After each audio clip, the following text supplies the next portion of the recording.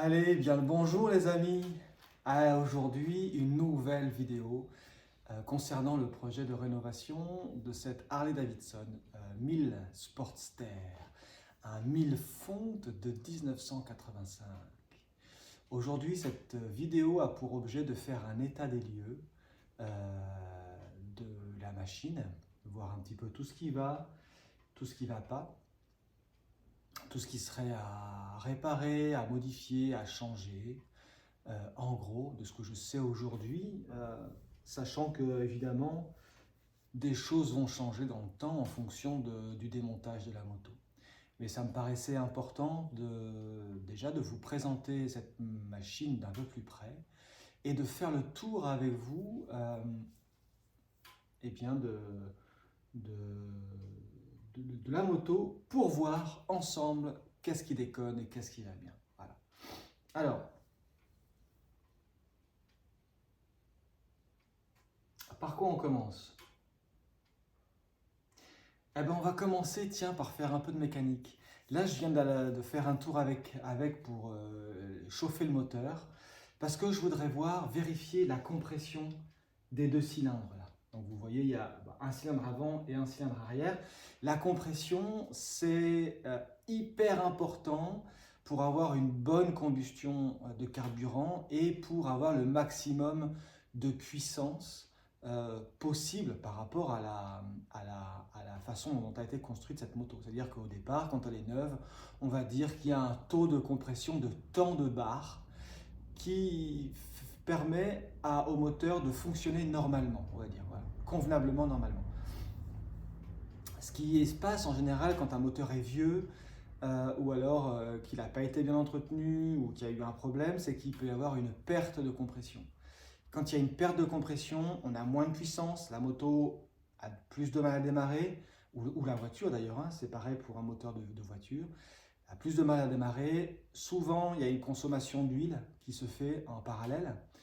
Et puis, eh bien, quand on roule avec, on sent qu'il manque quelque chose. Voilà, il n'y a pas une bonne respiration, je pourrais dire, du moteur qui permet de pouvoir donner tout ce qu'il pourrait donner. Voilà, donc là, moi, ce que je sais, c'est que quand j'ai essayé la moto, j'ai vu que le cylindre arrière, donc celui-ci, au niveau du pot d'échappement qui lui correspond, eh bien, il y a une fumée bleue, et donc ça veut dire qu'elle consomme de l'huile. Donc ça peut être plusieurs choses, ça peut être soit les segments, donc ce sont des bagues qui sont autour du piston, donc il y en a 3 je crois là, qui permettent de faire l'étanchéité du piston. Voilà. En tout cas, une étanchéité du piston. Et la deuxième étanchéité du piston, elle se fait au niveau des soupapes. Donc il y a une soupape d'admission, donc là où l'air avec l'essence permet, donc c'est une soupape qui s'ouvre pour permettre l'air, le mélange d'air et de carburant de rentrer dans le cylindre. Ça se ferme. Il y a une explosion quand le cylindre monte avec une étincelle, ça crée une explosion, paf, le cylindre descend et quand il remonte, il y a la soupape d'échappement qui s'ouvre et qui permet d'évacuer l'échappement. Et donc à ce niveau-là, évidemment, il peut y avoir dans le temps, avec de l'usure, du jeu, de la saleté, il peut y avoir une fuite, une fuite de compression. C'est-à-dire que les soupapes n'étant pas étanches, quand le piston remonte, eh bien, il peut y avoir de l'air qui ressort par les soupapes. Et ça, on peut l'entendre notamment parfois quand ça fait des petits pets, des petits flofs, des choses comme ça. Ça veut dire que il y a un bout de combustion qui peut se faire même carrément directement au niveau du carburateur. Voilà, donc ça c'est problématique. Ça. Il peut y avoir aussi une perte de compression au niveau du joint de culasse. Donc c'est le joint qu'il y a entre le cylindre, donc le bas d'ici, là, le cylindre, et la culasse en haut, là où il y a les soupapes. Le cylindre, c'est là où il y a le piston qui monte et qui descend. Et la culasse en haut, eh bien, c'est là où se trouve le mécanisme pour faire fonctionner les soupapes. Comme ça, voilà. Donc j'avais besoin que le moteur soit chaud pour tester la compression. Alors je vais chercher un outil.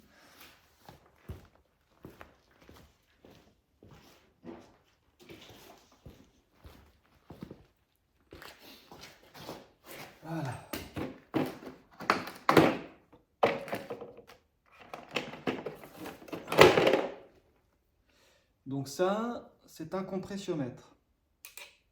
Donc on va le brancher au niveau, on va enlever une bougie, enfin on va enlever les bougies et on va le brancher au niveau du culot des bougies. Voilà.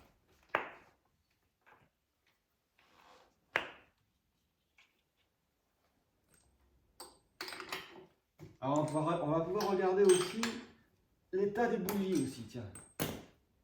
On va vérifier. Oh, c'est un petit peu chaud ça.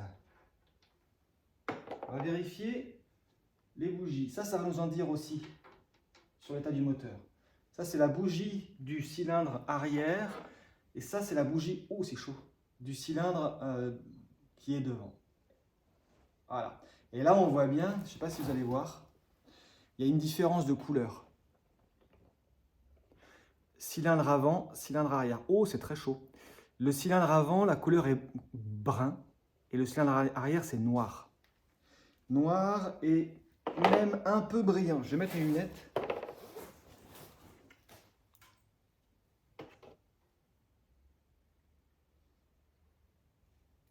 Ouais, noir et un peu de suie, quoi. Hein, voilà. Et un peu brillant, je dirais, quelque chose comme ça. Et donc, pour moi, ça, c'est la consommation d'huile. Donc, vraiment, voilà, ça confirme ce que j'avais vu quand j'avais essayé la moto. Pour moi, le cylindre arrière bouffe de l'huile, consomme de l'huile. Voilà. Donc, ce que je fais, c'est que je branche ce tuyau. On va commencer par le cylindre arrière, tiens, voilà. Ça, je vais le brancher au niveau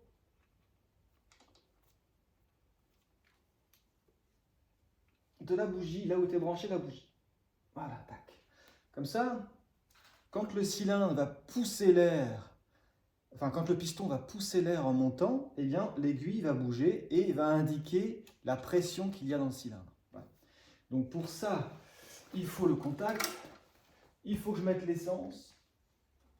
Alors, tac, comme ça.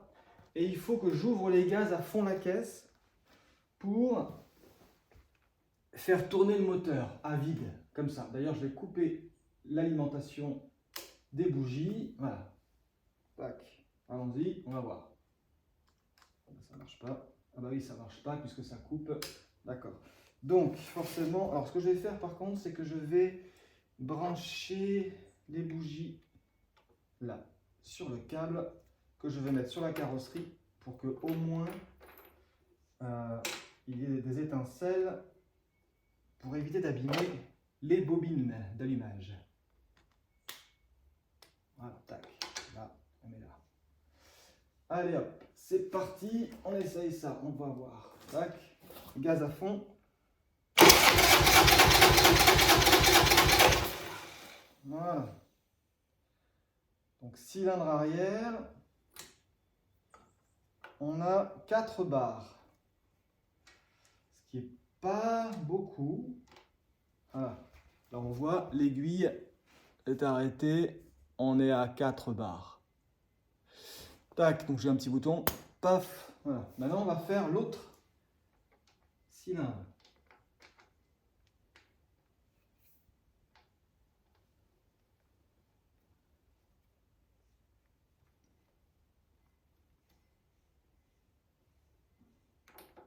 Ça.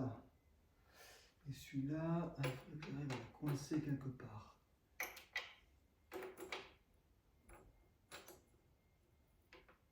Voilà. Allez, on essaye celui-là. Tac, c'est parti.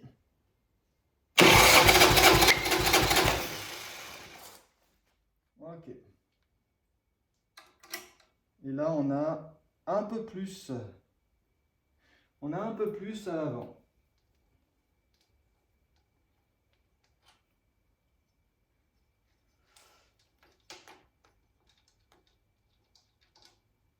Hop, je coupe l'essence parce que sinon ça fuit ici. Voilà. Donc là, à l'avant, on a 4 barres et demie. Voilà.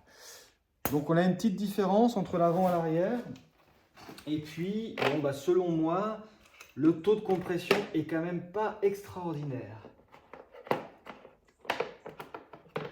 Alors après, j'y connais pas grand-chose sur ces vieilles machines, surtout que j'ai la revue technique, mais en anglais.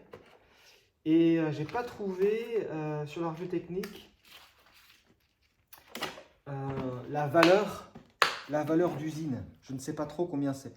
Mais pour vous donner une idée, les motos modernes, là, les Harley modernes, bon, qui ont un cylindre un peu plus gros et certainement un taux de compression supérieur, on est à 11 bars. Donc ça fait une sacrée différence.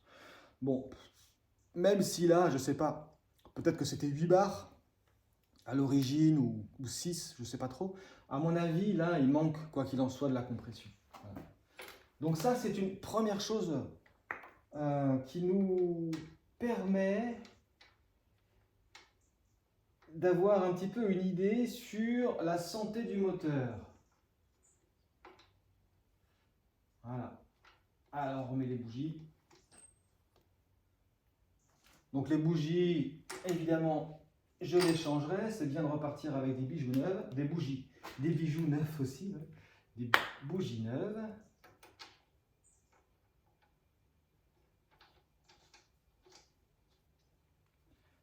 Hop.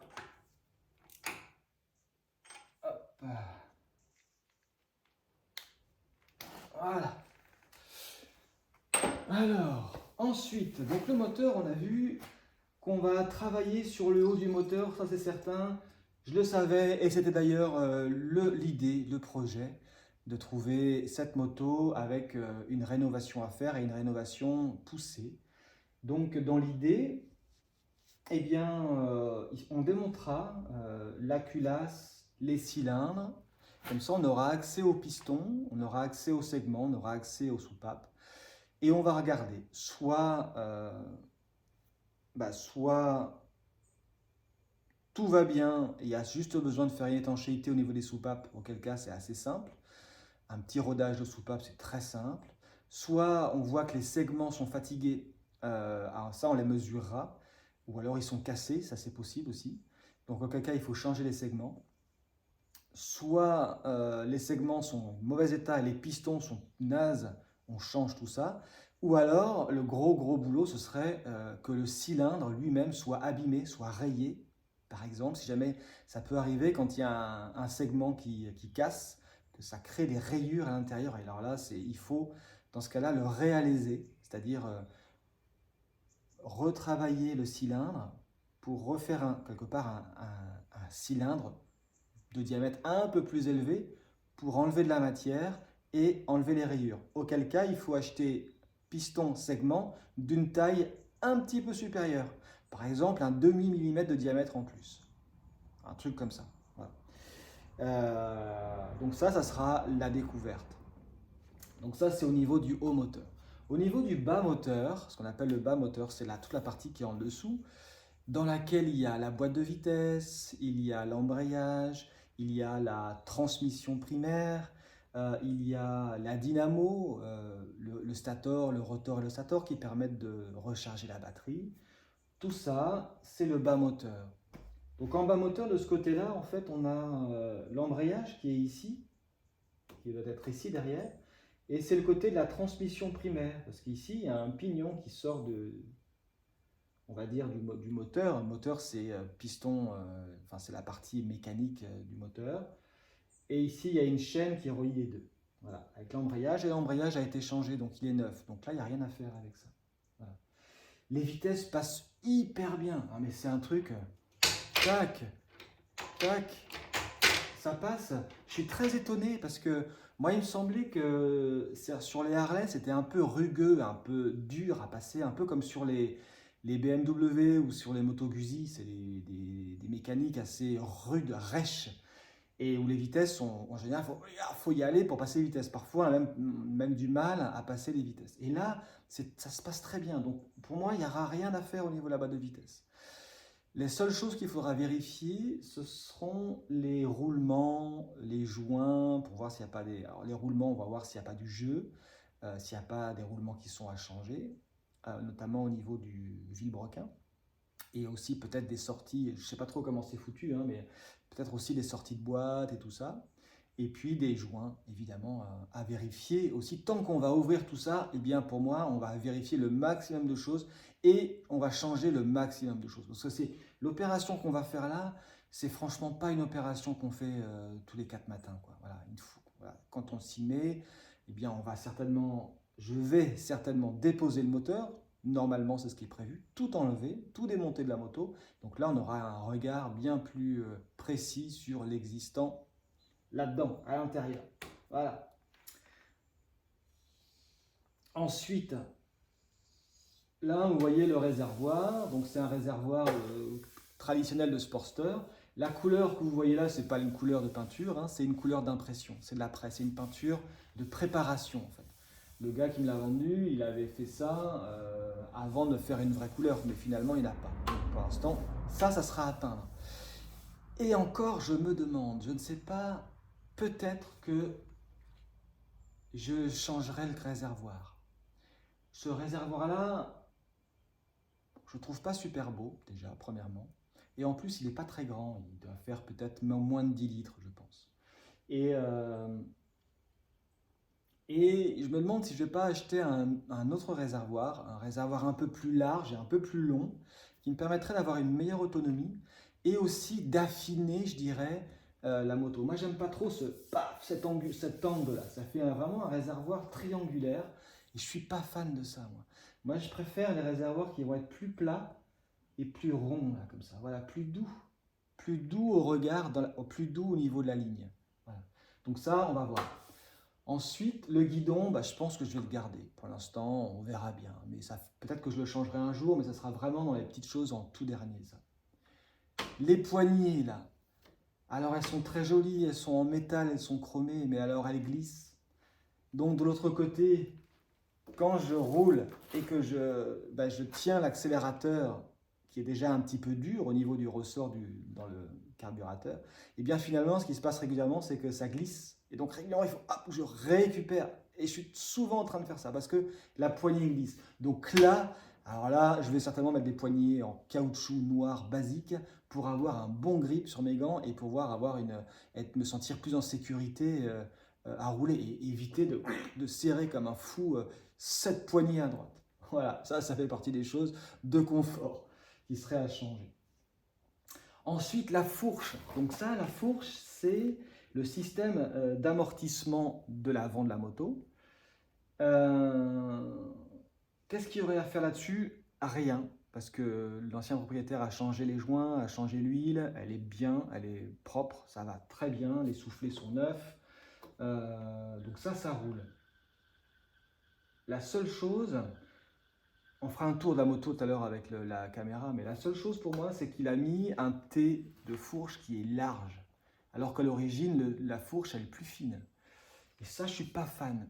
Mais, donc je ne sais pas encore, peut-être que je changerai les T, donc le T c'est ça, T supérieur, T inférieur, pour réduire, affiner l'avant de la moto. Donc peut-être que je ferai ça. Si je fais ça, je garderai le petit phare, et peut-être même que je garderai le petit réservoir. Par contre, si je laisse ça, le T comme ça, peut-être que je trouverai un phare un peu plus gros et un réservoir plus gros, pour que ça fasse un ensemble un peu plus homogène, un peu plus cohérent pour moi. Voilà. Le pneu avant, il est tout neuf. Donc on ne va pas le changer, même si je ne suis pas fan non plus. C'est un pneu à crampons, vous voyez. Ça, c'est la grande mode aujourd'hui, des scramblers, machin. On met des pneus à crampons à devant et derrière pour que ça fasse plus fun. Moi, j'aime pas. Je trouve que je trouve que ça va pas avec la moto. Moi, j'aime pas. Je suis pas fan de ça. Donc bon, il est neuf, donc on va le laisser. Et puis quand il sera usé, on le changera. Voilà. Quoi d'autre? Ensuite, bon il y a la selle là. La selle que je pense que je ne sais pas encore. Si je la garde, on verra. J'aurais bien aimé avoir une selle un peu plus haute. Sur ressort par exemple, ça aurait été assez sympa parce que les amortisseurs derrière sont quand même pas fous. Et quand il y a des creux, je le sens, ça tape quoi. Ça, on sent que il n'y a pas beaucoup d'espace en fait entre le haut des amortisseurs et la fin. Donc c'est qu'il y a un creux, paf, on vient en buter. Là, c'est un peu moyen. La batterie qui est là, elle est a priori en bon état, elle doit être neuve. Les freins, ah oui, j'ai pas parlé des freins. À l'avant et à l'arrière, les disques sont neufs. Donc il n'y a rien à faire. Sur le freinage, elle freine très bien. Pourtant, les Harley sont réputés pour freiner mal. Mais celle-là, elle freine bien. Donc ça va. Ensuite, derrière ici, donc là, c'est le garde-boue arrière.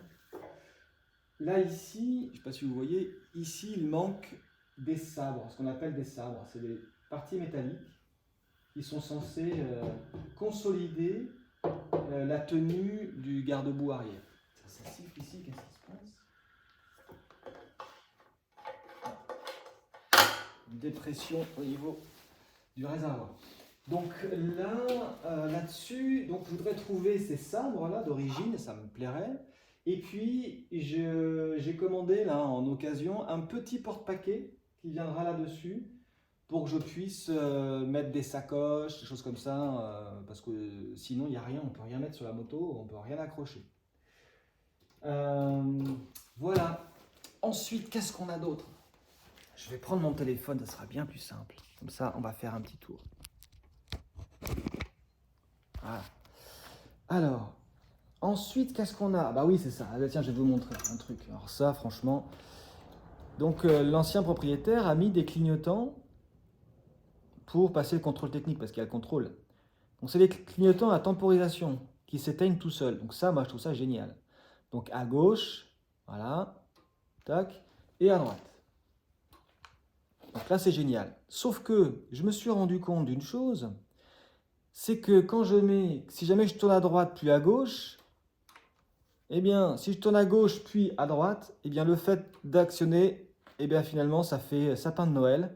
Ça actionne les deux en même temps, on ne sait plus du tout où on va. Donc ça me sécurise pas du tout. Donc ça, je vais changer ça, quoi. Ah ouais, ça me plaît pas du tout, ça. Voilà. C'est des trucs des trucs un peu chinois. Voilà. Donc là, voilà, on voit bien le T de fourche, là, qui est assez gros. Voilà, et on le voit au niveau des roues, d'ailleurs, qu'il y a beaucoup d'espace à gauche et à droite de la roue, parce qu'il y a des cales pour écarter. Voilà. Donc on va passer de l'autre côté de la moto.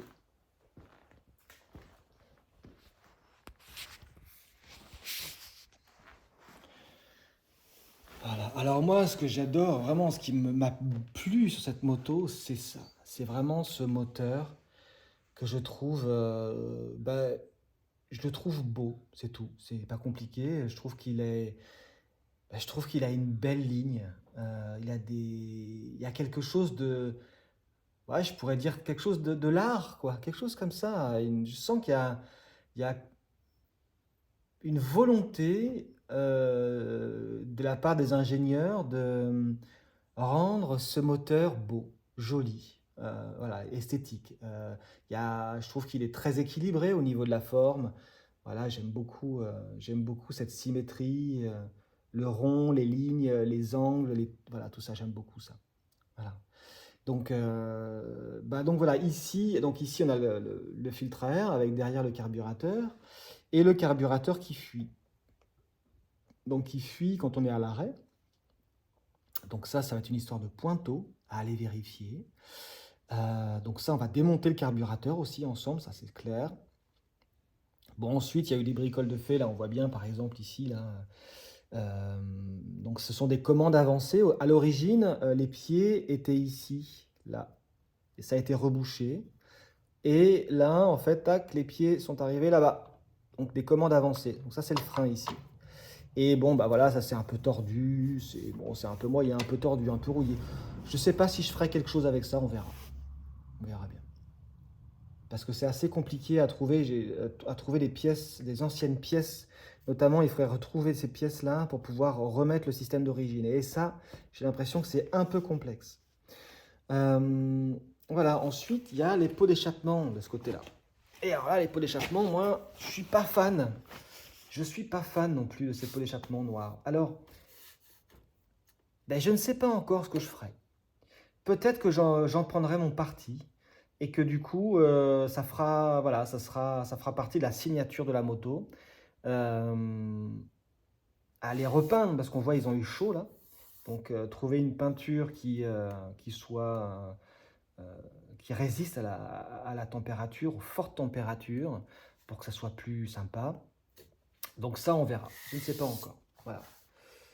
Donc voilà, après le pneu arrière, le pneu arrière, il est tout neuf aussi. Lui. Voilà, le pneu arrière est tout neuf. Donc ça n'a rien à faire. Ça, c'est cool pour ça. Parce que ça coûte assez cher finalement de refaire les pneus, de changer tout ça. Ensuite, de manière générale, et bien évidemment, ce qui va être un peu sympa, ça va être les peintures. C'est-à-dire que ça va être de trouver une couleur ou bien deux couleurs. Je ne sais pas encore si je fais une peinture à une seule couleur ou à deux couleurs. Mais ça voudra dire tout démonter, parce que je voudrais aussi repeindre le cadre. Là, on voit le cadre ici. Tac, voilà, ici, là, c'est bon, voilà, c'est vieux, hein, donc il y a des endroits où la tôle, le métal est à nu. Donc ça voudrait dire s'occuper de tout ça. Donc pour ça, il faut tout enlever. Tout enlever, même le circuit électrique. Bon, voilà, ça se fait partie des choses. Il faudra faire attention en démontant ça pour bien se rappeler comment c'était monté au départ. Voilà, quoi d'autre? Quoi d'autre? Eh bien, je sais pas trop. On va voir. Alors oui, il y a une chose aussi, c'est que, alors ça c'est vraiment pas marrant. C'est le compteur. Pour avoir le certificat de contrôle technique, il fallait qu'il y ait un compteur. Et l'ancien propriétaire a mis ce compteur-là, et c'est un compteur qui fonctionne au GPS, parce qu'il n'y a plus de système en fait pour mettre un câble sur la roue avant pour avoir un compteur mécanique. Donc il a mis ça, sauf que ça ne marche pas du tout, mais carrément pas. Je sais pas à quelle vitesse je roule, je sais pas combien de kilomètres je fais. Donc ça va faire partie des choses qui vont être à trouver pour que ça soit aussi confortable et que je me sente en sécurité aussi, que je sache voilà, ce qui se passe, à combien je roule, quoi. Voilà. Voilà. Donc voilà, hein, là, vous avez une vue un petit peu générale de la machine dans son jus, telle qu'elle est là, telle que l'ancien propriétaire a commencé à la rénover après l'avoir importée du Mexique. Alors, quand même, ça vient du Mexique, donc voilà, sans aucun historique, on ne sait pas du tout ce qui a été fait dessus, on ne sait pas dans quelles conditions cette moto a été utilisée, on ne sait pas comment elle a été entretenue. Donc c'est pour ça que moi je pars du principe là que il va y avoir du boulot, quoi. Voilà, et de remettre tout ça en état pour que ça soit eh bien pérenne, voilà, et que qu'elle soit agréable à conduire et évidemment sécure. Mais ça, au niveau de la sécurité, je me sens plutôt bien avec. Vraiment, je sens elle roule avec moi. Voilà, je pourrais dire ça comme ça. Je me rappelle quand je suis parti en Mongolie avec la moto que j'avais, c'était une vieille BMW qui avait, pareil, qui était de 90, qui avait beaucoup de kilomètres. Et en fait, plein de fois, pendant le voyage, je sentais qu'elle m'épaulait, quelque chose comme ça. Je pouvais... Alors c'est ça. C'est pas tant qu'elle m'épaulait parce qu'elle n'a pas de volonté ou quoi. Mais par contre, je pouvais compter sur elle. Et ça, pour moi, c'était hyper important. Donc, ça va être un petit peu ça aussi l'idée. Moi, je j'ai pas envie de rouler avec une moto avec laquelle j'ai peur de tomber en rade sur le bord du trottoir. Voilà. Donc, voilà le projet, les amis. C'est quand même sympa, non? Donc, peut-être aujourd'hui ou demain, je sais pas trop, je vais recevoir les outils. Parce que figurez-vous que c'est une moto américaine. Qui dit moto américaine dit système métrique anglo-saxon. Donc tous les outils sont en pouces et non pas en millimètres. Ce qui fait que tous mes outils que j'ai là, moi, de mécanique, eh bien, ne serviront à rien, puisque ça sera soit un tout petit peu trop grand, soit un tout petit peu trop petit, évidemment. Puisque, par exemple, du 11 mm, ça ne correspond pas à un système métrique américain. Peut-être que le système métrique américain, il sera à 11,2 mm. Et voilà, donc ça ne peut pas marcher, parce que sinon, on va abîmer les écrous et tout ça. Donc voilà, donc il est probable que je m'y mette bientôt. Parce que là, du coup, j'ai un peu de temps. Sur mon chantier sur lequel je bosse, il y a le fournisseur qui a du retard par rapport à ce que j'ai commandé. J'ai commandé, pour vous dire, j'ai commandé de la fibre de bois. Et la fibre de bois, eh bien, il y a eu un incendie apparemment dans l'usine, ce qui fait que ça a mis en l'air la production, évidemment. Et donc, il y a du retard. Donc, du coup, eh ben, je me suis dit, ouais, ben voilà, ça va être le moment, c'est parfait. C'est pour ça que j'ai commandé ces outils. Et puis, il va falloir que je me remette à l'anglais bien comme il faut. Et je vais apprendre, du coup, l'anglais mécanique, technique, puisque il n'y a évidemment pas de revue technique en français. Et j'en ai trouvé une donc en anglais, en PDF, là, sur l'ordinateur, qui m'a pas coûté d'argent, qui a été gratuite. Et c'est avec ça que je vais évoluer dans la rénovation de la moto, avec ça, et puis aussi avec le ressenti, parce que ça va être hyper important, même, je dirais même en premier lieu, ça sera le ressenti, c'est-à-dire est-ce que je me sens d'y aller ou pas, est-ce que c'est ok de démonter ça ou pas, comment je vais m'organiser, et ensuite, cette revue technique va me servir de base pour avoir toutes les informations que je ne connais pas sur cette mécanique, même si c'est une mécanique qui est plutôt simple.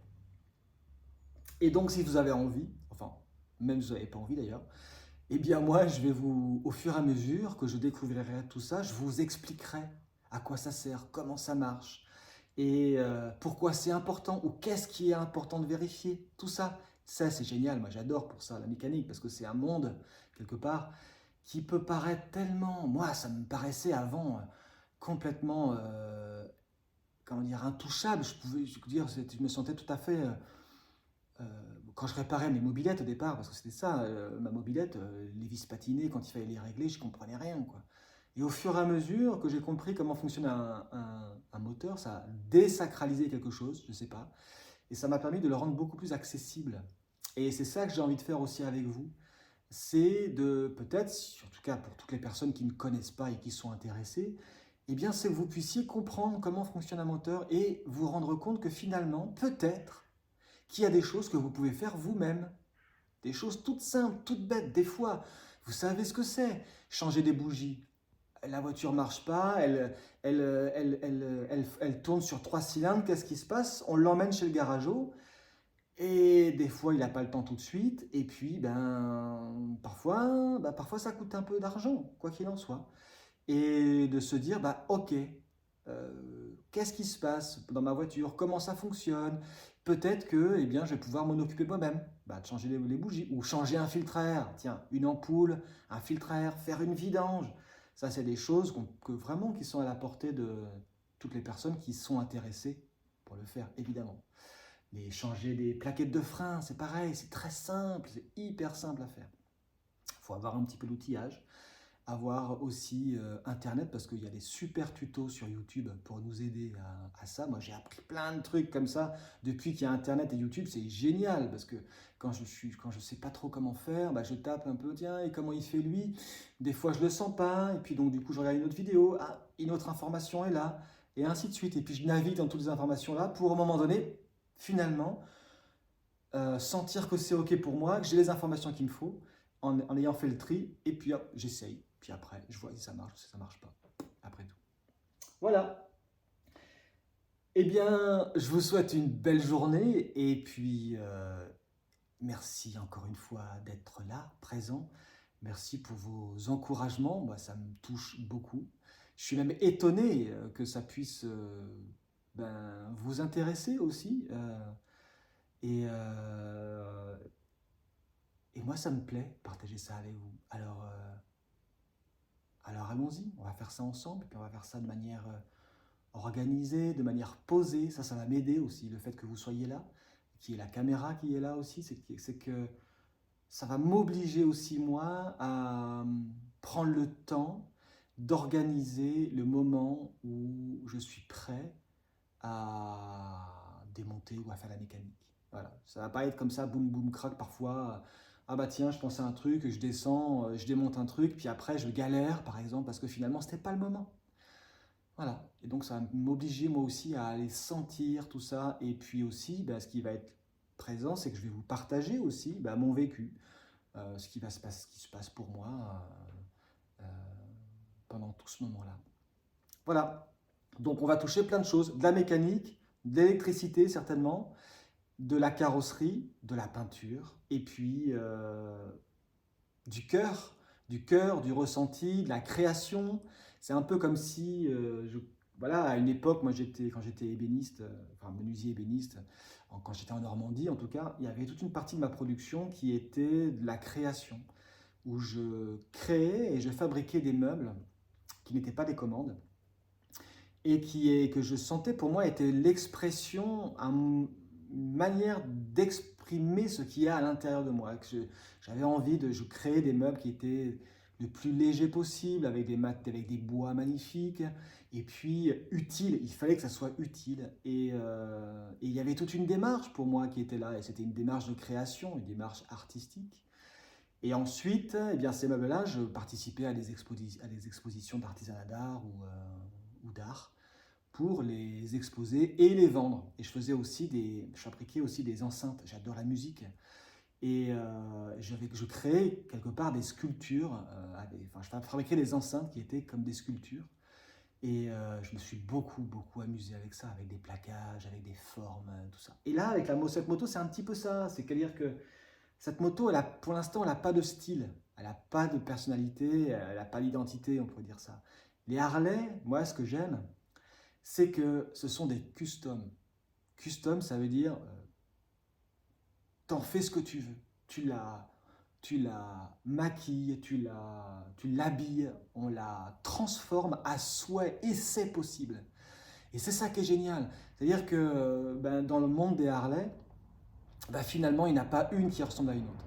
Sauf s'il y en a une qui est restée d'origine comme l'achat, mais c'est très rare. Donc souvent, elles sont modifiées, personnalisées, et c'est ça que j'ai envie, moi, de faire quelque part une création avec cette moto qui me correspond à moi. Voilà, juste tranquillement, bien entendu, comme ça.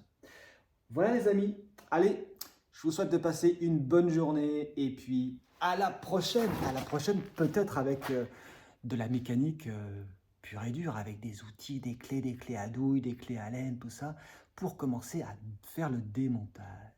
Ça va être sympa ça. Allez, à plus, bye bye bye.